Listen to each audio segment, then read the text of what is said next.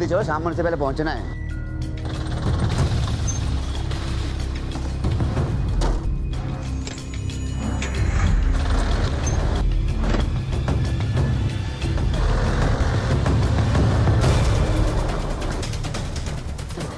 यही है क्या? हाँ चल, नीला ट्रक फॉलो कर।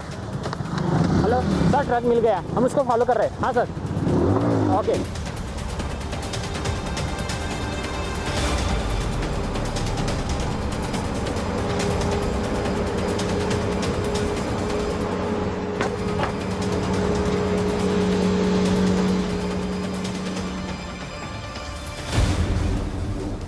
हाँ सर, गाड़ी मिल गई है। हाँ नाम क्या हुआ? नाम बोले क्वेश्चन है। दरवाजा क्यों खोल रहे हो? चल, अरे क्या बताओ तो सही। सूप साहब साइड में चल। क्या किया मैंने? अरे किया क्या मैंने, बताओ तो सही। अरे अजीब जबरदस्ती है। पकड़ इसको।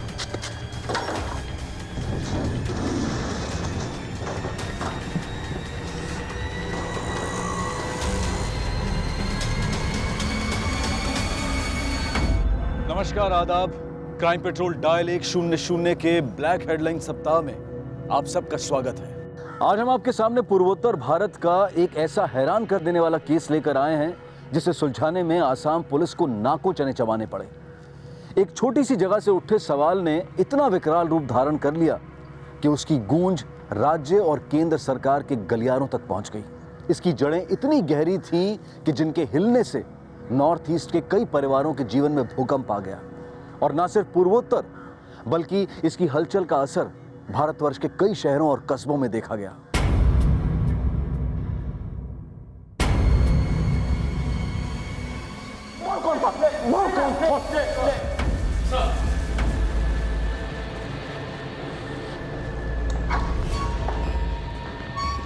आसाम के डिब्रूगढ़ पुलिस स्टेशन से सर खबर आई है, हाईकोर्ट के ऑर्डर हैं। इन दोनों लोगों को ढूंढना है सर। आओ सर।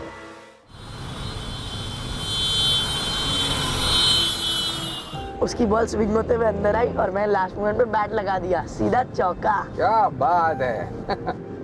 लेकिन ईशान, अगर तुम्हारी टाइमिंग मिस हो जाती तो क्या, स्नेको के कॉट बिहाइंड। इसलिए मैं हमेशा कहता हूँ स्ट्रेट बैट से खेलो ना। स्ट्रेट बैट से खेलोगे कॉन्फिडेंस आ जाएगी। अच्छा ओके, अगली बार से खेल लूंगा। बैट मेरा फोन का है। अभी तुम फोन के एडिक्ट होने लगे हो ईशान। देखो अंदर है।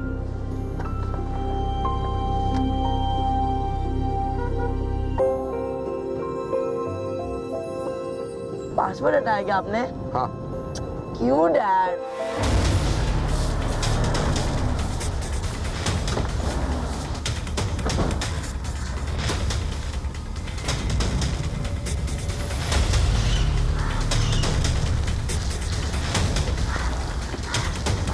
Excuse me.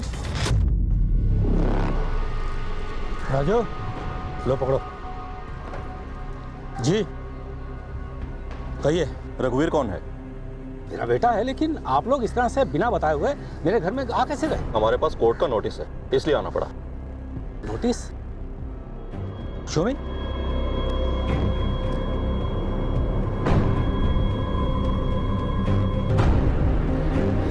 बहू, रघुवीर कहाँ है?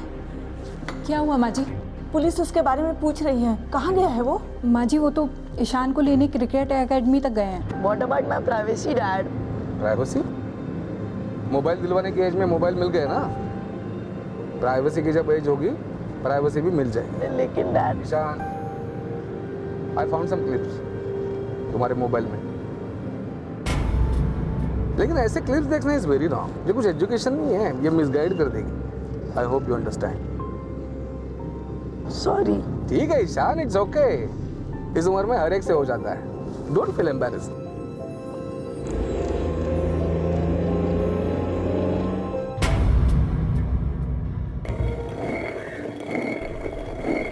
अरे काहे इतना मेहनत कर रही है, हाँ? न तेरा कोई आगे है न कोई पीछे है ना दादा, मेरी एक अमानत है किसी के पास। अच्छा और है ना टका जमा कर छी। अच्छा ऐसी बात है क्या? हाँ, अब उसको वापस लाना है तो पैसे तो जमा करने पड़ेंगे ना दादा। ये ले तेरी मजदूरी, हाँ? बाकी के पैसों में इसको भी जमा कर दे।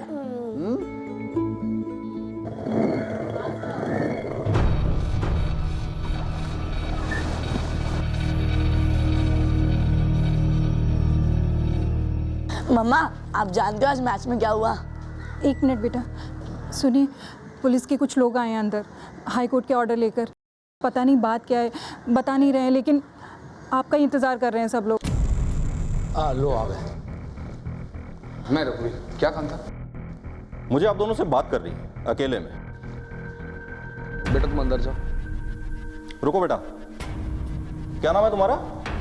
ईशान। बेटा मुझे तुम्हारी एक फोटो चाहिए। तोमर, एक फोटो लो। बेटा हमारी तरफ देखिए।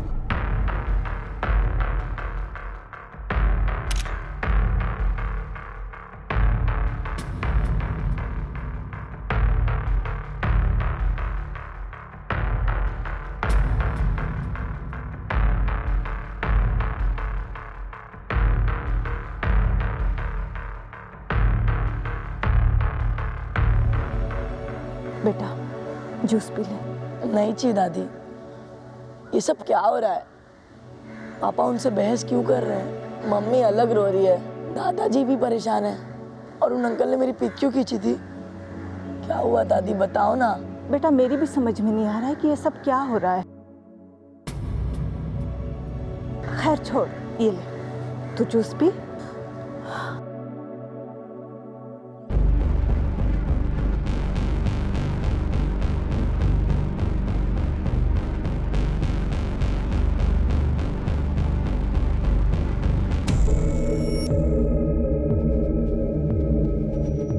तुम लोगों को कितनी बार बोला है कि अंदर खेला करो?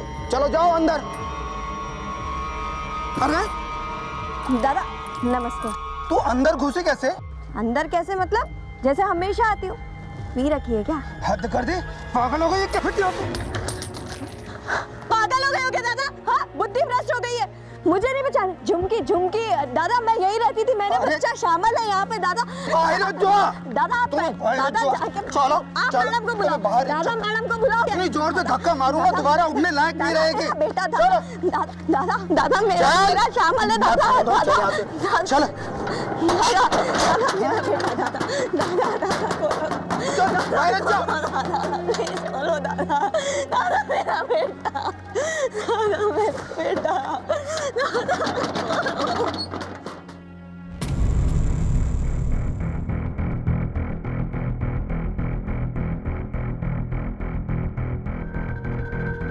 अब कोई सड़क छाप लोग नहीं है। मैं मानता हूं कि केस डिफिकल्ट है, लेकिन कानून के पास 100 रास्ते हैं। एंड आफ्टर ऑल मैं किस लिए हूं?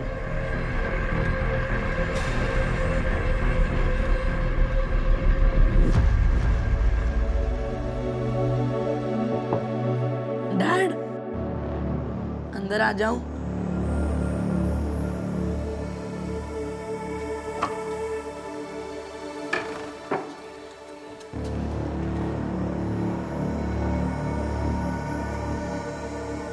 डैड हुआ क्या है?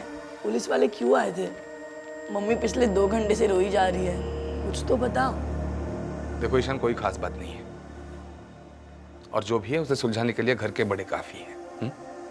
2 महीने बाद एग्जाम्स आ रहे हैं, है ना? चलो। डैड आपको मैं ऐसे देख के कैसे पढ़ सकता हूँ? देखो ईशान, ये मामला बड़ों का है, सो डू नॉट पोक your nose in it. Okay, go and study. जाओ।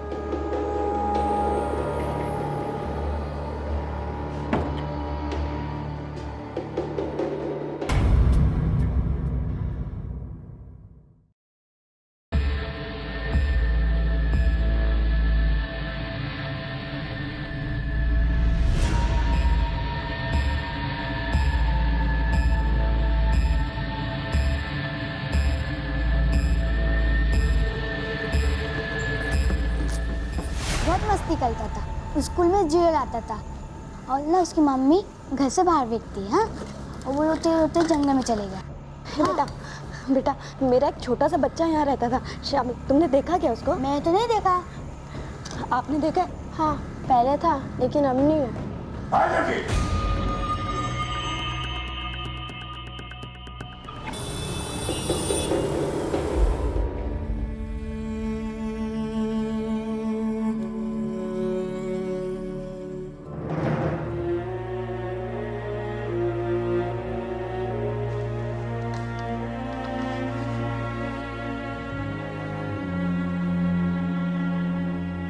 डैड, मम्मी दादा दादी कहाँ है?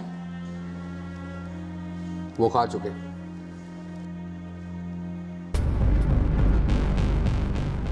Are you sure?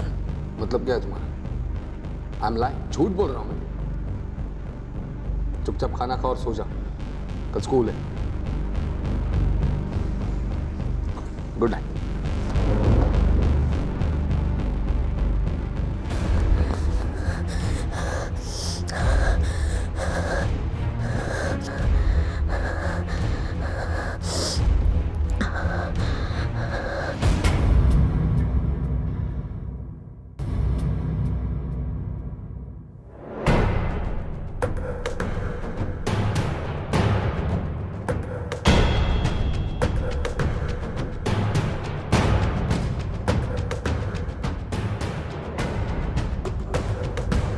सुनो सुनो,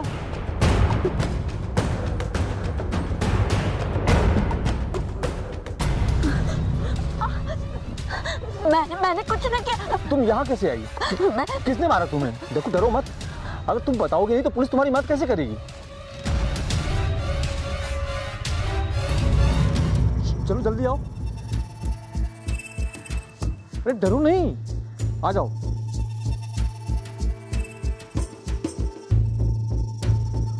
आ जाओ। सर ये केस है, ये झुमकी है, ये आपसे कुछ कहना चाहती है।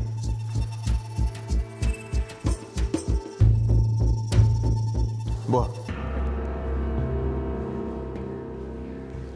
बैठो।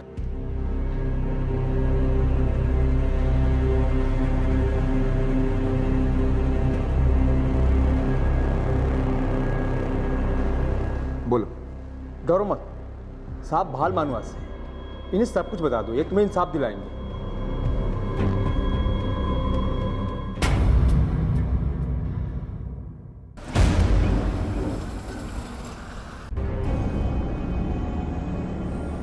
All well Ishaan? नहीं यार, I am feeling very restless, कुछ समझ ही नहीं आ रहा। चल मार यार, तेरा केस हैंडल करने के लिए मेरे पापा है ना। मेरा केस? मैंने क्या किया? साहब उन लोगों ने मेरे बच्चे को जबरदस्ती अपने पास रखा हुआ है और सब वो लोग मुझे मेरा बच्चा वापस ही नहीं कर रहे साहब। कौन लोग? तुम्हें भय ना पापा, तसल्ली से बताओ क्या हुआ। साहब 1 साल पहले एक आदमी ने मुझे अपने झूठे प्यार के जाल में फंसा लिया और पेट से कर दिया और साहब उसके बाद छोड़कर भाग गया। मैं पेट से, वो तो भला अनाथ आश्रम वालों का जिन्होंने मेरी हालत देखकर पहले तो मुझे रहने को छत दी और फिर मेरे बच्चे शामिल को पैदा करने में मेरी मदद की। लेकिन साहब बच्चा पैदा करने के बाद मैं शामिल को लेकर अकेले कहाँ भटकती, तो उन लोगों ने मुझे कहा कि मैं शामिल को उनके पास ही छोड़ दूँ और जब उसकी परवरिश के लायक पैसे जोड़ लूँ तो शामिल को वहाँ से लेकर चली जाऊँ। इसीलिए साहब मैं शामिल को वहीं अनाथ आश्रम में छोड़ आई। वो वहीं रहता था साहब और मैं दिन रात मेहनत करती थी ये सोचकर कि साहब 4 पैसे जोड़ लूँगी तो अपने बच्चे को अपने पास ले आऊँगी साहब। और साहब बीच बीच में मैं उससे मिलने भी चाहती थी, लेकिन इस बार मैं उनके पास गई तो उन्होंने मुझे अंदर जाना तो दूर मुझे अपने बच्चे से मिलने भी नहीं दिया साहब। और जब मैंने शामिल के लिए पूछा तो उन्होंने कहा कि यहाँ कोई शामिल नहीं रहता। कौन सा अनाथालय ये? रंजना बाई तो उन्हीं का। रंजना बो ठाकुर? हाँ वही। देखो तुम्हें जरूर कोई गलतफहमी हुई। तुम जानती भी हो किस पर इल्जाम लगा रही हो। रंजना और उसके पिता की बहुत इज्जत है और वो तुम्हारा बच्चा क्यों लेंगे? वो तो खुद अनाथ आश्रम चलाते हैं और गरीब बच्चों और औरतों की मदद करते हैं। साहब मैं झूठ नहीं बोल रही साहब, आप चाहे तो मेरे पेट में चीरा देख लीजिए। मैंने अपने श्यामल को आज से 6 महीने पहले उसी अनाथ आश्रम में छोड़ा था मैंने अपने बच्चे को साहब, और मैं बीच बीच में उससे मिलने जाती थी साहब, लेकिन इस बार लोगों ने मुझे अपने बच्चे से नहीं मिलने दिया साहब। साहब मेरी मदद करो साहब, मैं झूठ नहीं बोल रही साहब, आप मेरी मदद करो।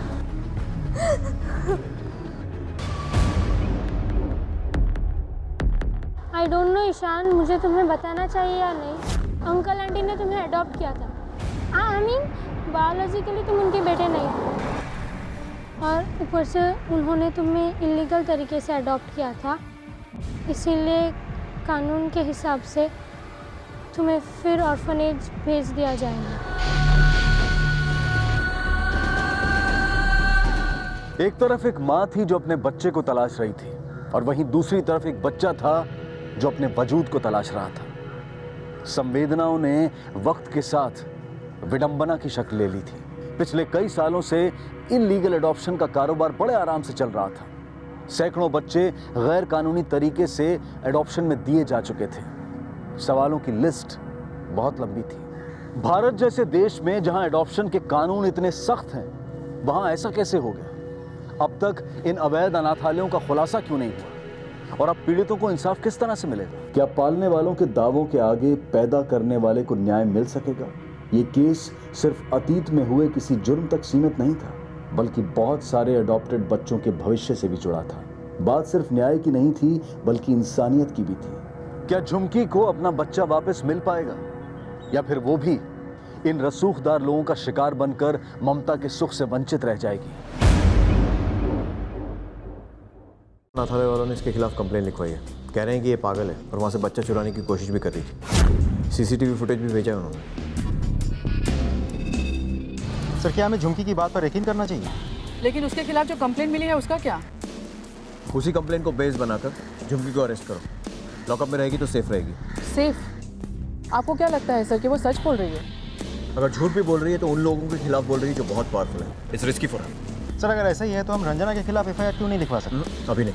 रंजना और उसके फादर दोनों बहुत पावरफुल हैं। अगर बिना ठोस सबूत के उनके खिलाफ कोई भी एक्शन लिया तो हंगामा खड़ा हो सकता है, और इस वक्त हमें बिना हंगामा खड़ा किए सच्चाई जाननी है। झुमकी के खिलाफ जो कंप्लेन है उसे बेस बनाकर अनाथालय में इन्वेस्टिगेशन करो। कोई पूछे तो बोलना काउंटर कंप्लेन। पता करो वहाँ चल क्या रहा है। सर, आप लोग तो यह सर पे ही सवार हो गए। कंप्लेन इसीलिए ना है, क्या चाहते हैं? ये सब कुछ छोड़ छाड़ के पुलिस थाने में बैठे रहे? हाँ बेटा, उधर बिछा दो। देखिए, आप लोग इधर फुर्सत नहीं है कि जब दिल करे मुंह उठा के चले आए। अब जाइए, फुर्सत नहीं है यहाँ पे। क्या हुआ? जाइए।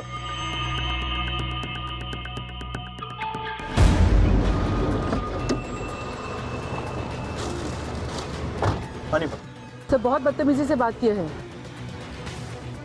वैसे तो काफी खानदानी लोग हैं, शायद किसी बात पर चिढ़ गए हों, और इंसान तभी चिढ़ता या गुस्सा होता है जब कोई उसकी दुखती रकम वाली। सर, अब मुझे समझ में आ रहा है इन लोगों ने झुमकी को बच्चा क्यों नहीं दिया। या तो इस अनाथ आश्रम में इस बच्चे की मौत किसी कारण की वजह से हो गई होगी, और अपने ऊपर आरोप ना आ जाए, इसीलिए ये लोग अभी झुमकी को पहचानने से इनकार कर रहे हैं, और हमें भी कोई तरीके के जवाब नहीं दे रहे। कोई बड़ी खिचड़ी जरूर पकड़ी है। तो फिलहाल कुछ श्योरिटी के साथ नहीं कह सकते। तो अब अगर कुछ पक रहा है तो धुआं जरूर उठेगा। एक बार तुम भी ट्राई करो। अगर धुएं का सोर्स मिल गया तो आग का सोर्स भी मिल ही जाएगा।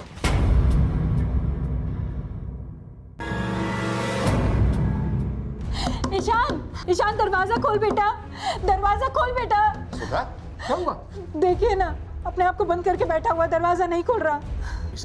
ईशान, ईशान, दरवाजा खोलो। ये क्या है? हाँ? कितनी देर से हम लोग लॉक कर रहे हैं, तुम्हारा एक जवाब नहीं है। आप लोग ही तो चाहते थे ना कि मैं आपसे बात ना करूं। ईशान, मुझे चेंज करना है।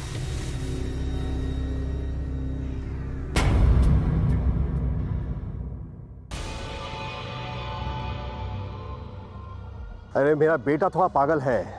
हम खा आपके जूनियर की बेइज्जती कर दी, लेकिन आप लोगों को थोड़ी समय के लिहाज करके आना चाहिए। जिस औरत के खिलाफ आप लोगों ने कंप्लेंट दर्ज करवाई है, यानी कि झुमकी, जो आपके हिसाब से यहाँ बच्चा चुराने आई थी, उसका तो कहना है कि उसका बच्चा रंजना जी ने चुराया है। बहुत करी खुआ। किसने नौकरी दी तुम्हें पुलिस में? किसने लिया पुलिस में? अरे कोई भी कुछ भी कहेगा और तुम उनके हमें पकड़ने चले आओगे। अरे तुम्हारी तो इज्जत करना भी बेकार है। सही क्या मेरे बेटे ने बेइज्जती करके।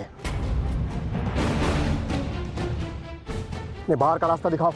और सुनो, इस बार सिर्फ अनाथ आश्रम से बाहर जाने का रास्ता दिखा रहा हूं। अगली बार अगर ऐसी बात की ना तो डिपार्टमेंट से बाहर निकालने का रास्ता भी दिखा दूंगा। समझ गए ना तुम? चलो जाओ। जाइए।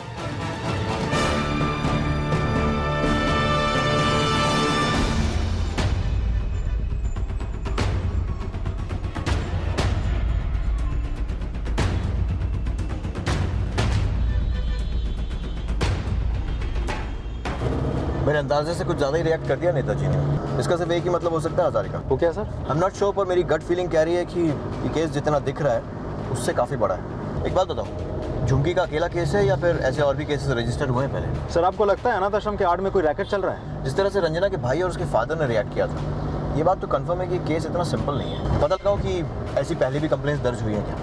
तब तक मैं जाकर इस रंजना से मिलता हूँ डायरेक्टली। कोई खास बात सर? Will find out. इस केस में शामिल रसूखदार लोगों का भ्रमजाल बहुत बड़ा था।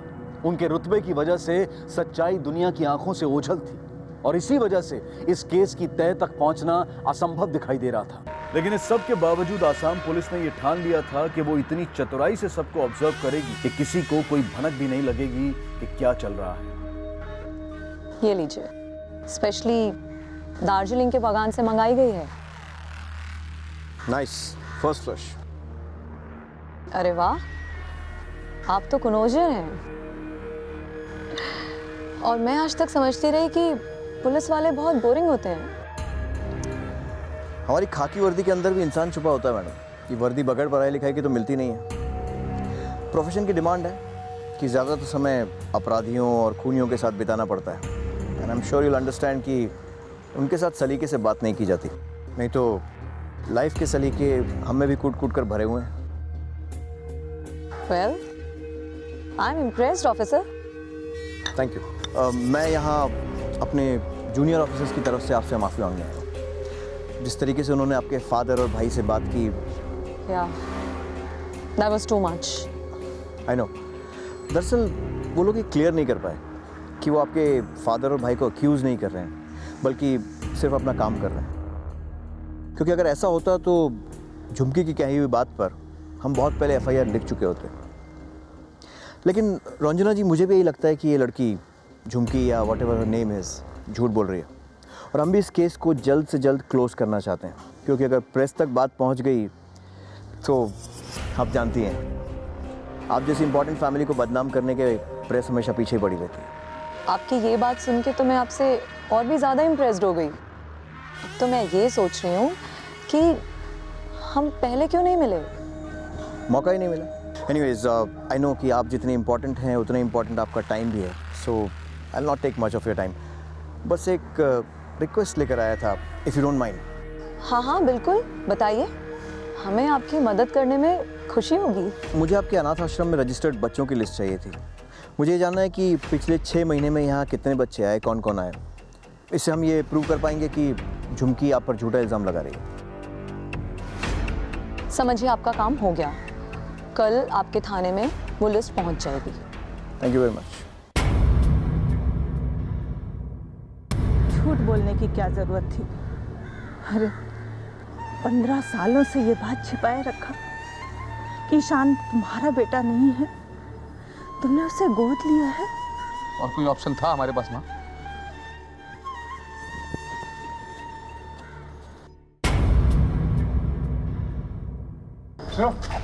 चलो बड़े साहब बुला रहे हैं। मुझे मालूम है कि रंजना पैसे और पावर दोनों मामले में ताकतवर है और बचने का कोई ना कोई तरीका जरूर निकाल लेगी। लेकिन तू क्या करेगा? एक गरीब लाचार आदमी जो परिवार के गुजारे भर कमा पाता है, कैसे बचेगा कानून से? देख, मेरी बात ध्यान से सुन और समझने की कोशिश कर। माना कि वो लोग बहुत पावरफुल हैं, लेकिन कानून से ज़्यादा पावरफुल नहीं है। हाथ पैर बहुत मारेंगे, लेकिन आज नहीं तो कल पकड़े जाएंगे। और फिर बचने का सबसे आसान उपाय क्या होगा? सारा दोष तेरे माथे मर देंगे। और तू क्या करेगा? कैसे बचाएगा अपने आप को? सोचा है कभी? अरे अपना नहीं तो अपने परिवार का सोच, तेरे बच्चों का, तेरी फैमिली का क्या होगा तेरे बाद। कभी ये सोचा है कि रंजना ने तेरे बच्चों के साथ भी वही किया जो झुमकी के बच्चे के साथ किया था? हाँ, क्या लगता है कितना तक मिल जाएगा तेरे बच्चों का? साहब मैं सब कुछ आप लोगों को बताना चाहता हूँ साहब, लेकिन बता नहीं पाता हूँ साहब। देख, ज़्यादा कुछ नहीं करना, अभी सिर्फ इतना बता कि अनाथ आश्रम में कितने बच्चे हैं? 23। देखिए, सब अनऑफिशियल होना चाहिए, क्योंकि मैं रंजना और उसकी फैमिली से उलझना नहीं चाहता हूँ। हाँ बिल्कुल, चिंता मत कीजिए, बोलिए। परबल बरुआ, इस आदमी से मिलिए आप लोग जाके। पिछले 18 महीने से जेल में है। एक सोशल वर्कर था जो कि रंजना की काली करतूतों का पर्दाफाश करने में लगा हुआ था, लेकिन परबल के एनजीओ का नाम फाइनेंशियल फ्रॉड में आ गया और उसे जेल हो गई। ये फ्रॉड का केस असली था या उसे फंसाया गया था? अब इतनी डिटेल में तो हम नहीं जानते हैं, लेकिन इतना ज़रूर मालूम है कि प्रबल बरुआ के केस की सुनवाई में रंजना का भाई भी कोर्ट में मौजूद था। रंजना के भाई सुनवाई में वो क्या कर रहा था?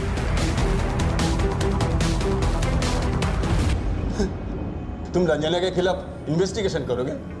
अच्छा है, बहुत अच्छा है। मैं एक काम करता हूँ, मेरे बगल वाला सेल है ना, खाली करके रखता हूँ तुम्हारे लिए।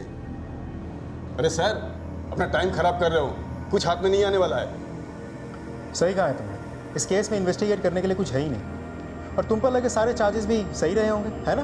तुमने रंजना जी से पैसे ऐंठने के लिए इतना सारा नाटक किया, सही बोलो ना मैं? अरे साहब, मैं कोई फ्रॉड वर्ड नहीं हूँ। रंजना और उसके बाप ने मिलकर मुझे फंसाया है, वो भी झूठा फंसाया है। मेरे सारे गवाह मुझे धोखा दिया। ये तो आज जहाँ मैं हूँ ना, वहाँ रंजना उसके बाप और भाई के साथ होती। गवाह? कैसे गवाह? मैं नहीं बता सकता, वो लोग मेरे ऊपर भरोसा किए थे, मैं किसी का भरोसा तोड़ नहीं सकता। जानते हो नीपा, ये आदमी सिर्फ हमें बेवकूफ़ बना रहा है। रंजना जी ने तुम्हारे साथ जो कुछ भी किया है ना कहीं बिल्कुल सही किया है। अरे रंजना जी तो बहुत अच्छी औरत है, गरीब अनाथ बच्चों को छत देती है, और तुम, शर्म आनी चाहिए तुम लोगों को। चलो नीपा। सुनिए सर, एक मिनट। रंजना बहुत अच्छी औरत है ना? मैं बताता हूँ कैसी औरत है, मैं सब कुछ बताऊंगा। क्या आप इस केस को अंजाम तक पहुंचाओगे?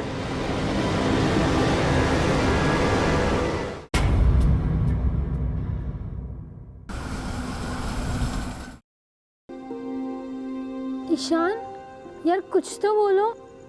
मैं बहुत कंफ्यूज हूँ यार, मैं जानता नहीं कि मैं कौन हूँ, मेरे रियल मॉम डैड कौन है, और वो जिंदा भी है या नहीं। मैं जानता हूँ कि मेरे पेरेंट्स मुझसे बहुत प्यार करते हैं, वो मेरे बिना नहीं रह पाएंगे, बट उन्होंने मेरे साथ ऐसा क्यों किया? मुझे इलीगली अडॉप्ट क्यों किया? उन्होंने मुझसे ये सब क्यों छुपाया? मुझे तो ऐसा लग रहा है जैसे my whole life was a लाई।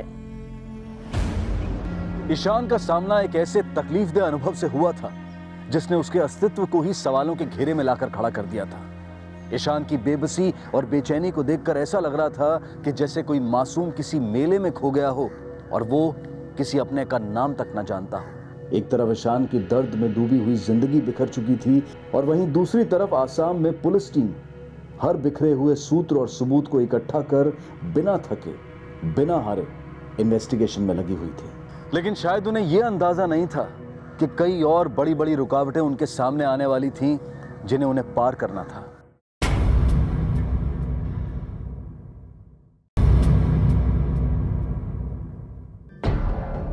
सब थैंक यू सर। सच सामने आ गया, रंजना और उसकी फैमिली अनाथालय की आड़ में बच्चे बेचने का इलीगल बिजनेस करते हैं। एक बच्चे की कीमत 3 से 20 लाख रुपए लगाई जाती है, और ये बच्चे सिर्फ इंडिया में नहीं बल्कि इंटरनेशनल मार्केट में भी बेचे जाते हैं। Are you sure? Yes sir. Modus operandi क्या है? सर ये लोग झुमकी जैसे अबला औरतों से या तो ज़बरदस्ती या फिर उनकी मजबूरी का फ़ायदा उठा के उनसे बच्चे छीन लेते हैं। कब से चल रहा है सर? तकरीबन 20 साल से। पहले रंजना का फादर ऑपरेट करता था और अब रंजना। और तो और सर, रंजना ने जो लिस्ट हमें भिजवाई है उसके हिसाब से अनाथालय में 17 बच्चे, लेकिन गार्ड के हिसाब से 23 बच्चे। अनाथ आश्रम में कितने बच्चे हैं? 23। रंजना के खिलाफ जितने भी गवाह हैं उनमें से कोई भी कंक्रीट नहीं है। वो गार्ड रंजना के लिए ही काम करता है, तो रंजना और उसकी फैमिली उसे कभी भी चुप करवा सकते हैं, और गार्ड ने हमें कुछ भी राइटिंग में नहीं दिया है। अब बचे बाकी 2 गवाह, वो सोशल वर्कर बरुआ और झुमकी। बरुआ ऑलरेडी जेल में है, तो कोई भी कोर्ट उसकी गवाही को मानेगा नहीं। और झुमकी के खिलाफ ऑलरेडी एफआईआर दर्ज हो चुकी है अनाथ आश्रम से बच्चा चुराने की कोशिश करने के जुर्म में, वो भी सीसीटीवी के सबूत के साथ। तो साइकिया, जितने भी गवाह हैं उनकी कोई क्रेडिबिलिटी नहीं है। और एक बार मान भी लें कि ये तीनों सच बोल रहे हैं, इसलिए हमें बहुत सतर्क होकर आगे बढ़ना होगा। एक गलत कदम और रंजना के खिलाफ हम कोई भी कार्रवाई नहीं कर पाएंगे। अगर कुछ भी गड़बड़ हुई, आई डोंट नो कितने लोगों के ट्रांसफ़र होंगे और कितने लोग सस्पेंड होंगे। इसीलिए इस केस को और मजबूत बनाने के लिए हमें ठोस सबूत की ज़रूरत है। Get some hard evidences to prove it, तभी हम इस केस को आगे बढ़ाएंगे। झुमकी, याद करने की कोशिश करो। वो लोग कौन थे जो तुम्हें अनाथ आश्रम लेके गए, और वो कौन था जिसने तुम्हारा ऑपरेशन किया?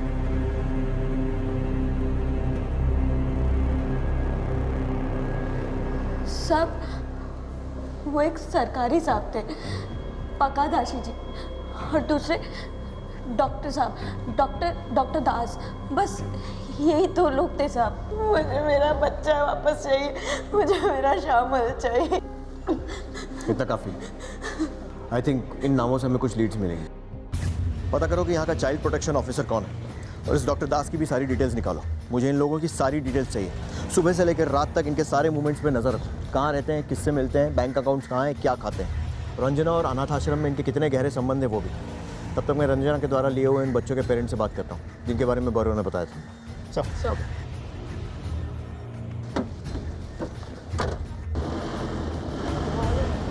ये डॉक्टर साहब और रंजना जी रिश्तेदार है क्या दोनों? नहीं सर, अनाथालय है तो डॉक्टर साहब का आना जाना तो लगा ही रहता है। कब से? 10 साल से तो हम देख रहे हैं। इन 10 सालों में डॉक्टर साहब कहाँ से कहाँ पहुँच गए, पता नहीं इतना इनकम आता कहाँ से।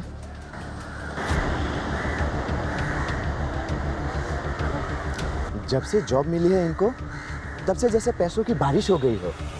कहाँ से है पता नहीं, पूछने से बोलते हैं पुश्तैनी संपत्ति है। हमने आपको कहा ना, किसी के बारे में कुछ भी नहीं पता हमें। क्लिनिक तो नाम का क्लिनिक है, डॉक्टर साहब तो कहीं और से कमाते हैं। उनका ऊपर एक इंक्वायरी बैठी थी, लेकिन वो इंक्वायरी बाद में क्या हुआ कुछ भी मालूम नहीं पड़ा। 5 साल पहले मैंने 3000 रुपये लिया था। 3 बच्चे साहब, चौथे को पालना मुश्किल था। ठीक है, तो फिर तुम इस बात के गवाह बन जाओ। नहीं साहब, नहीं, हमको तो यहीं पे रहना है। बिगाड़ करके कैसे रहेंगे? पुलिस हमें से परेशान कर रही है, बेवजह सवाल पूछे जा रही है, जबकि वैसा कोई केस ही नहीं है। इनफैक्ट हम पुलिस के खिलाफ हैरेसमेंट का केस दर्ज करेंगे। हमें डरा धमकाकर सिर्फ घूसखोरी के लिए ये सब किया जा रहा है, हमें फंसाया जा रहा है। ये सब हमारे खिलाफ एक साजिश है। हम कारा से रिलेटेड हैं। आप चाहें तो डॉक्यूमेंट्स चेक कर लीजिए। रंजना ने तुम्हारे खिलाफ कंप्लेंट दर्ज की है कि तुमने उसके गार्ड को धमकाया, अगवा किया और उसे मारा। सर, हमने कोई मारपीट नहीं की, सिर्फ उससे पूछताछ की थी। जानता हूँ साइकिया, लेकिन ऊपर से तुम्हें सस्पेंड करने का ऑर्डर आया है। साइकिया, मैं तुम्हारा सस्पेंशन तो नहीं रोक पाऊंगा, लेकिन इस केस में तुम मेरे साथ काम करोगे अनऑफिशियली।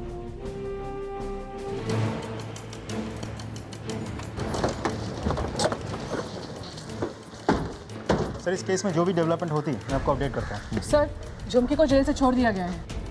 क्यों? रंजना ने उसके खिलाफ केस वापस ले लिया। अभी झुमकी कहाँ है? पता नहीं सर, शायद अपने घर गई हो।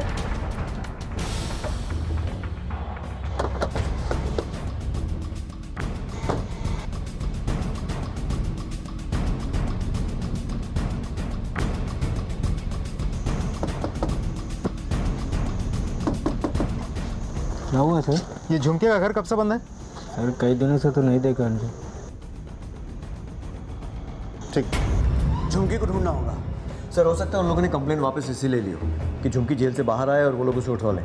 हम सिर्फ अनुमान लगा सकते हैं। We don't have solid evidence to prove it. तुम रंजना और उसके भाई पर नजर रखो, कहाँ जाते हैं, क्या करते हैं, किससे मिलते हैं। मैं इस डीसीपीओ और डॉक्टर को देखता हूँ। सर, उनके घर पे रेड का प्लान है? हम रेड नहीं करेंगे, लेकिन ऐसी रेड पड़ेगी कि उनकी 7 पुश्तें सज उगलेंगी। So do you mean? You are right. बहुत दौलत जमा की है उन दोनों ने। कैसे की है, इसका जवाब इनकम टैक्स डिपार्टमेंट को देंगे, और वो इन्फॉर्मेशन हमारे काम आएगी।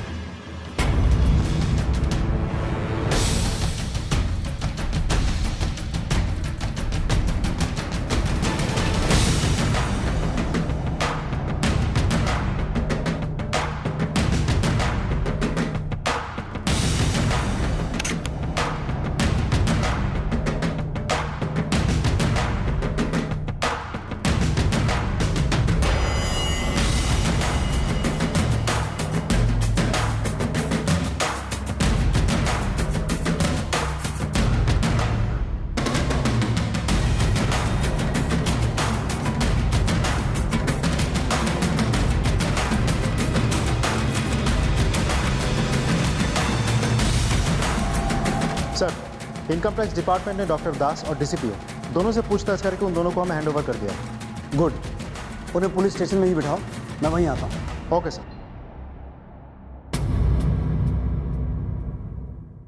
रंजना जी के अकाउंट से आप दोनों के अकाउंट में लाखों रुपए ट्रांसफर हुआ है, कोई तो रीजन होगा। मैंने लोन लिया था। मुझे ये सब गिफ्ट में मिला है। डीसीपीओ साहब, आप भी पहले उस अनाथालय में काम करते थे, फिर रंजना जी के जुगाड़ से DCPO district child protection officer बन गए और अब उनके साथ मिलकर चाइल्ड ट्रैफिकिंग का धंधा करते हैं। ये सब फॉल्स एलिगेशंस हैं। वो अनाथालय कारा यानी सेंट्रल एडॉप्शन रिसोर्स अथॉरिटी से जुड़ा है और वहाँ सब कुछ लीगल होता है। अब चाहिए तो रिकॉर्ड्स चेक कर लीजिए या पूछताछ कर लीजिए अपनी तसल्ली के लिए।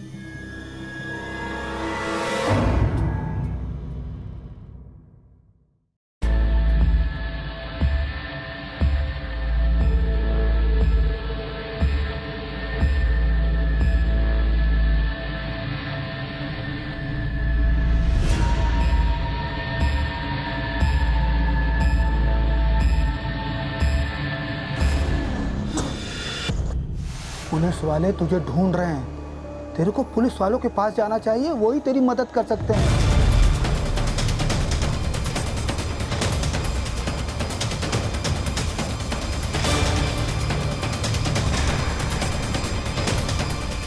हेलो सर, या तो हो रहा बच्चा से। धन्यवाद, तुमने सही टाइम पर हमें ट्रक का नंबर बता दिया, नहीं तो पता नहीं उन मासूम बच्चों का क्या होता।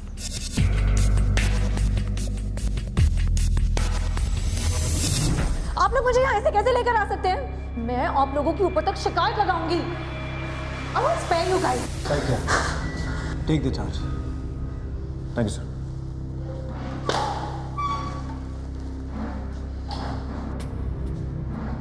ट्रक ड्राइवर ने सब कुछ उगल दिया है रंजना मैडम, तो आप भी शराफत से सच बता दीजिए, नहीं तो आपको याद ही होगा जैसा मैंने आपसे कहा था कि हम लोग पूरा टाइम खूनियों और अपराधियों के साथ बिताते हैं या फिर उनकी खोज में, और इसलिए सारे मैनर्स भूल जाते हैं। तो आप डिसाइड कर लीजिए, खुद सच बोलेंगी या फिर उगलवाएं आपसे।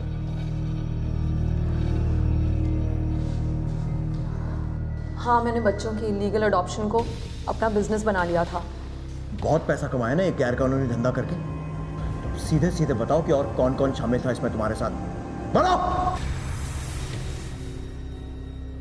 सर, मेरा वकील, डॉक्टर और डीसीपीओ, मैं बच्चों के इलीगल पेपर्स बनवाती थी। मेरा वकील उन पेपर्स को रेडी करता था और डॉक्टर अनाथ आश्रम में ही बच्चों की डिलीवरी का बंदोबस्त। हम बच्चों का फिटनेस सर्टिफिकेट भी अनाथ आश्रम में ही बना लिया करते थे डॉक्टर की मदद से। और वो डीसीपीओ? सर, वो असहाय गरीब बच्चों को मेरे पास भेज देता था जिन्हें मैं बेच देती थी।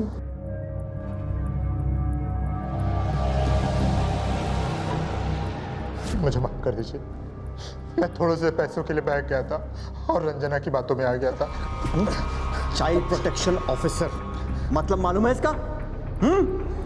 चाइल्ड यानी बच्चा और प्रोटेक्शन यानी उसकी सुरक्षा करना, और तूने बच्चों को बेच दिया। मैं रंजना के लिए इलीगल पेपर्स रेडी करता था ताकि बच्चे लीगल तरीके से एडॉप्ट किए जा सके और किसी को शक ना हो। अभी हाल फिलहाल में जिन जिन बच्चों के नकली पेपर्स बनाए हैं सबके नाम बोल फटाफट। छोटू, गणेश, रिद्धि और सोहम। इन सभी बच्चों को ढूंढो और कोर्ट में पेश करो। सब।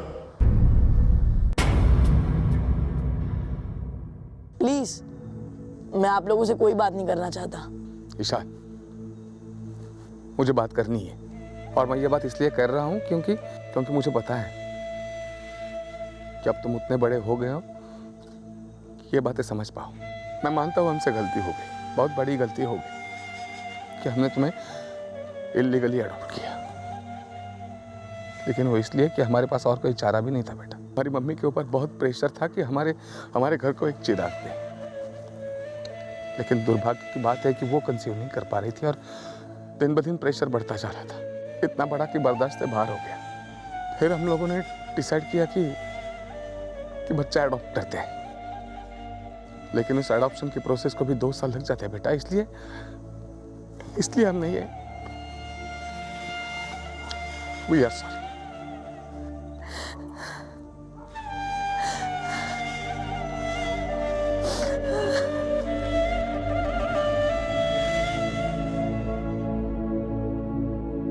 संवेदनाओं की दुनिया बहुत जटिल होती है।